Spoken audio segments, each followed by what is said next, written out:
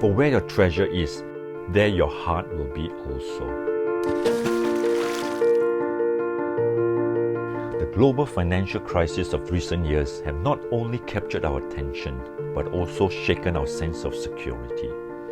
When seemingly rock-solid financial institutions collapse, it makes us wonder if there is anyone or anything that we can trust in. What is left for us when the market tumbles and our investments evaporate? In his introduction to the parable of the rich fool in Luke chapter 12 verses 13 to 21, Jesus warns that a man's life does not consist of the abundance of his possessions. It is better to be rich towards God than to have the abundance of riches.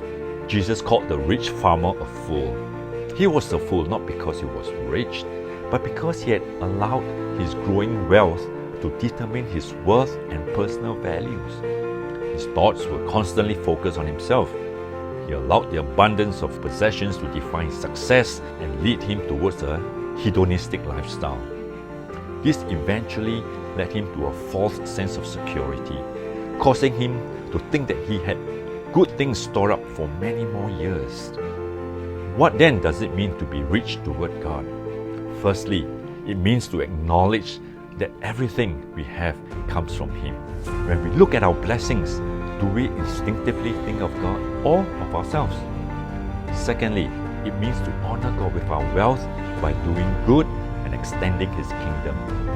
Are we focused on the things that concern our Father or merely on storing up earthly treasures? Thirdly, it means to walk closely with God. Our true security lies in a strong relationship with God and not in material things. It is better to be poor in the eyes of men than rich in the eyes of God. Jesus said, "For where your treasure is, there your heart will be also." Luke 12:34. The eyes see what the heart loves. If we love God and put Him first in our lives, whatever material blessings we receive will only draw us closer to Him. Wealth will be our servant and not our master, and we will invest in things that have eternal value.